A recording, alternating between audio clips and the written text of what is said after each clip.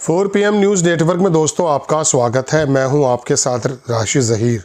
पूरा विश्व इस बात पे नज़र रख रहा था कि आखिरकार प्रधानमंत्री मोदी जी ईरान के अंदर जो सुप्रीम लीडर का असैसिनेशन हुआ है उस पर 2 शब्द कहेंगे। इंतज़ार करते रहे। कल देख रहा था मैं कि वो शिवसेना के जो संजय राउत हैं उन्होंने भी इस बात को कहा था कि इनको बोलना चाहिए। पूरी दुनिया ने अपनी अपनी कॉन्डोलेंस दी हैं, लेकिन प्रधानमंत्री जी के मुंह से 2 शब्द नहीं निकले।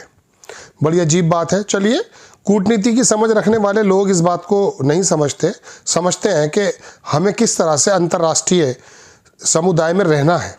पाकिस्तान की कुछ औकात है क्या? आप देखें, संजय राउत ने लिखा था कि जब इस तरह के किसी नेता की हत्या होती है तो भारत को शोक और दुख व्यक्त करना चाहिए। भारत के राष्ट्रपति और प्रधानमंत्री को भी ऐसा करना चाहिए। आप किससे डर रहे हैं?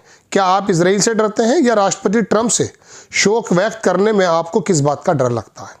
ये तो चलिए खैर बात पुरानी हो गई, लेकिन फिलहाल ताज़ा बात यह है कि प्रधानमंत्री जी ने कुछ ट्वीट किया है, वो मैं आपको दिखाता हूँ।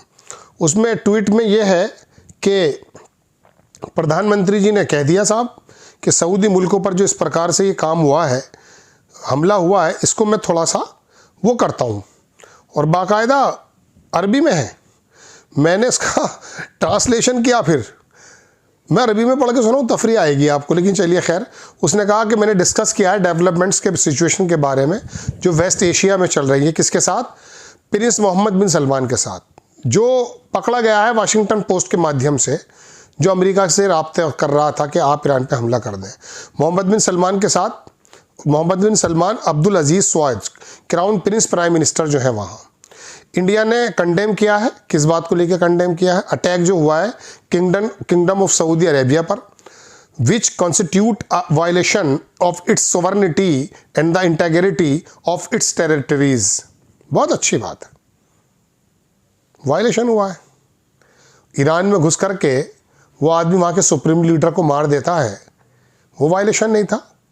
यूएनओ के अंदर पूरी दुनिया चीख कर कह रही है, वो वायलेशन नहीं था। आपको समझ नहीं आता कि वायलेशन क्या होता है?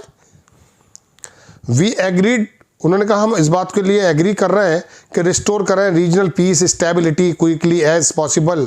वही जो बातें हुआ करती हैं। मुझे लगा यूं कि देखिए तो सही, किसी ने नीचे कोई बंदा है, उसने ये स्क्रीनशॉट लगा दिया जो मैं आपको दिखा रहा हूँ। मुझे नहीं अच्छा लगेगा कि मेरे देश का प्रधानमंत्री इस तरह से बात करेगा। चलिए खैर, सुप्रीम लीडर ने तो ये काम कर दिया, वो सुप्रीम लीडर के बारे में बोल गए, लेकिन अब मैं आपको बताता हूँ दरअसल इसकी वजह क्या है। संजय राउत ने लिखा कि क्या डर है? पेगासस का डर है क्या? बताइए। पूरी दुनिया इस बात को कह रही है कि ट्रंप दरअसल हमला नहीं करना चाहते थे, बल्कि मैं आज देख रहा था उसमें लिखा था कि ट्रंप ये चाहते थे कि लिमिटेड स्ट्राइक्स हो जाए, लेकिन वहाँ का जो उपराष्ट्रपति JD वेंस, उसने ट्रंप को धकेल दिया उस लड़ाई में जो अमेरिका की नहीं है। वहाँ पे भी ये बात चल रही है। एक गवर्नर बोल रहा है वहाँ के आपको क्या हक है इसराइल और हमारे बम मिल करके बच्चियों को मार दें। ईरान के अंदर तो 160 बच्चियों को मार दिया गया ना कि स्कूल में 2 शब्द फूटे हमारे मुंह से। बताइए। और वो डर क्या है? अमेरिका हमें रोटी देता है अमेरिका रोटी हमें। पाकिस्तान की कूटनीति पे निगाह डालिए आप। चीन के साथ जितने शानदार ताल्लुकात हैं उतने बेहतर ताल्लुकात अमेरिका के हैं, और ये लड़ाइयाँ तो ख़त्म हो जाएंगी, देख लीजिएगा आप। लेकिन ये पूरे जो मध्य एशिया में, पूरे मिडिल ईस्ट में, और ये चाइना की जो पूरी एक मैं कह सकता हूँ कि हेजेमनी है, ये बनती जा रही है, वहाँ हम अलग थलग पड़ जाएंगे। ईरान उस वक्त भी हमारे साथ खड़ा नज़र आ रहा था, अभी जब ऑपरेशन सिंदूर हुआ था। अफगानिस्तान हमारे साथ खड़ा नज़र आ रहा था जब ऑपरेशन सिंदूर हुआ था। आप इतना तो बोल ही सकते थे कि सुप्रीम लीडर की इस असैसिनेशन में, लेकिन यहाँ तो मामला दूसरा चल रहा है। यहाँ सुप्रीम लीडर या ईरान का बादशाह नहीं मारा है, यहाँ तो मुसलमान मरा है।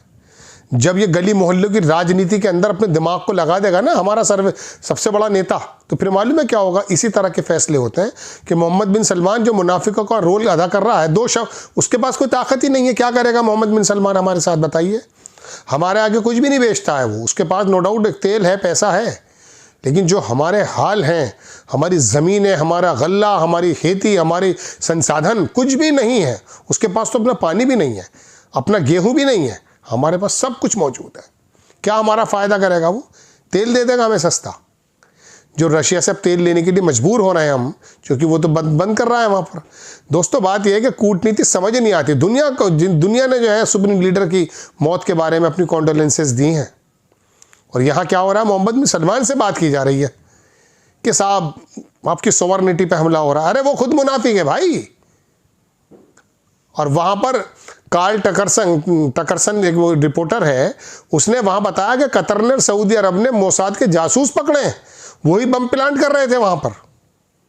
सारी कुछ बातें तो जानते हैं, लेकिन चूंकि इसराइल का ग्रेटर इसराइल और तुम्हारा अखंड भारत जो तुम रखते हो अपने कागजों में, या आरएसएस के लोग, वो मिलता जुलता है क्या? एक कोई साहब लिख रहे थे कि दुनिया के अंदर एक ऐसा पहला प्रधानमंत्री हमारा है जो वहां एक छोटे से इनाम लेने के लिए युद्ध जैसे हालातों में वहां पहुंच जाता है।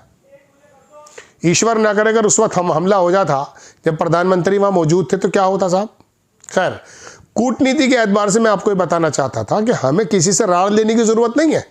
अमेरिका हमारा मौसा नहीं है, खालू नहीं है हमारा, और वो बार बार हमें जलील करने की कोशिश करता है। पाकिस्तान के प्राइम मिनिस्टर की तारीफ कर रहा था अभी, और वो फिर भी हमें अपने पास नहीं आने दे रहा है, हम पे प्रतिबंध लगा रहा है, टैरिफ लगा रहा है। और हम किस हद तक, आखिरकार कौन सा डर है? संजय राउत जो कह रहे हैं कि डर कौन सा है, वो डर बताइए ना। दुनिया के अंदर ये बात उड़ रही है साहब कि दरअसल ट्रंप की जो एप्स्टीन फाइल्स के अंदर गंदी तस्वीरें, बच्चों के साथ दुष्कर्म है, उसकी तस्वीरें दरअसल नेतन्याहू के पास हैं, वीडियोज़ हैं। वो इसको ब्लैकमेल कर रहा है।